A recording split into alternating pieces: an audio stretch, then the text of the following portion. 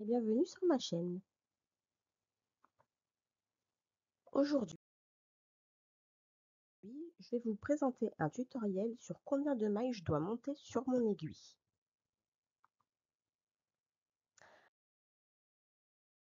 Alors, ce sera une méthode qui sera simple, efficace et rapide, puisque des fois, on ne sait pas toujours combien de mailles on doit monter pour réaliser un projet, surtout quand on ne suit pas de tutoriel, que c'est un projet qu'on veut réaliser nous-mêmes.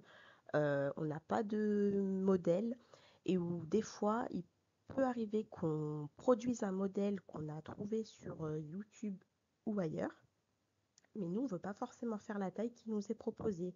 On a envie de faire une autre taille qui nous convient un peu plus. Donc des fois, ben, on est un peu perdu, on ne sait pas trop combien de mailles on veut monter. Donc moi, ce tutoriel, je vais essayer de vous éclairer sur ça. Donc il va beaucoup servir aux débutants, je pense. Alors, ici, vous voyez sur mon image, j'ai une pelote et souvent, très souvent, vous remarquerez sur le petit papier qui attache la pelote qu'on a une échelle qui apparaît. Donc, je vous ai entouré en rouge ici. Dans un premier temps, la taille de l'aiguille qui est recommandée pour la pelote en question. Donc là, c'est une taille 2 pour les aiguilles à tricoter et le crochet. Et à côté, vous verrez souvent un petit carré comme ça, avec des mesures et des petits numéros comme ça, des chiffres qui apparaissent. Et ça, en fait, c'est un indicateur, un échantillon qui va vous repérer sur, par exemple, pour avoir 10 cm en largeur, il va falloir que je monte 26 mailles avec cette pelote. Donc en fait, grâce à ça, vous allez pouvoir faire un calcul pour savoir le nombre de mailles à monter. Alors des fois, le calcul est très simple, hein, vraiment, il n'y a pas plus facile. Puis des fois, voilà, on veut aller sur des mesures un peu plus particulières. Bon, bah là, ça peut être très utile.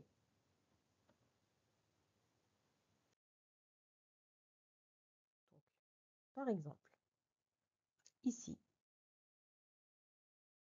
on a 10 cm, il faut 26 mailles. Et moi, j'en veux 17, par exemple. Je veux 17 cm. Donc, je vais faire un petit produit en croix.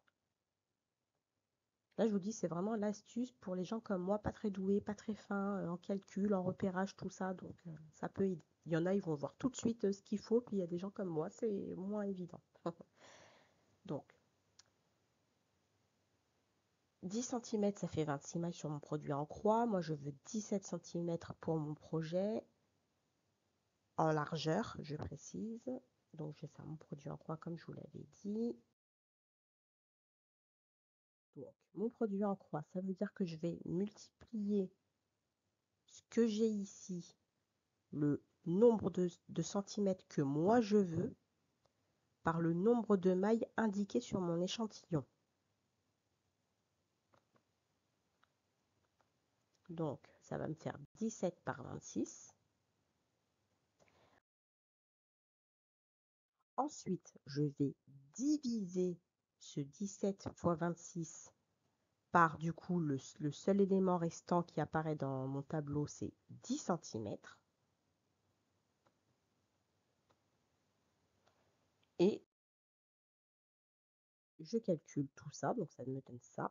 Et ça me fait un total de 42,2 mailles.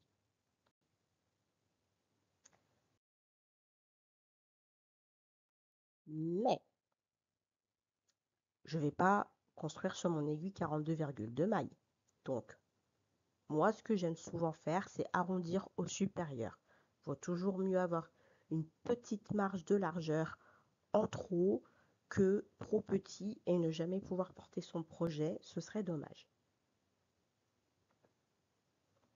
Donc, au total, vous allez plutôt monter 45 mailles pour avoir 17 cm ou bien 46 mailles si vous préférez un nombre pair, encore une fois, suivant le projet que vous allez réaliser. les points spéciaux que vous allez monter pendant votre travail. Des fois, d'avoir un nombre pair, ça peut aussi être plus facile.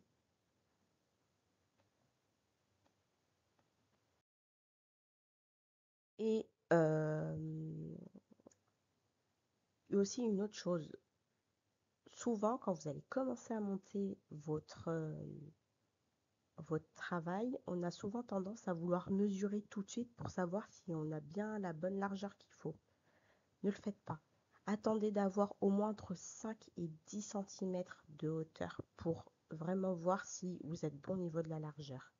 Parce que au début, votre fil il est un peu trop distendu, donc vous aurez forcément alors je crois, beaucoup plus large dans un premier temps, je sais plus. Mais attendez au moins d'avoir 5-10 centimètres de haut pour vérifier que votre largeur corresponde bien à ce que vous souhaitiez.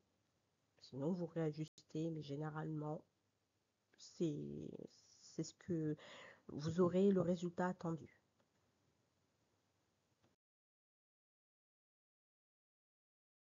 Donc là, ensuite, ben voilà.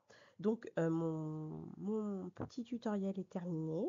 J'espère que ça vous aura quand même aidé un petit peu. Voilà. Donc je vous souhaite un bon tricot et à bientôt.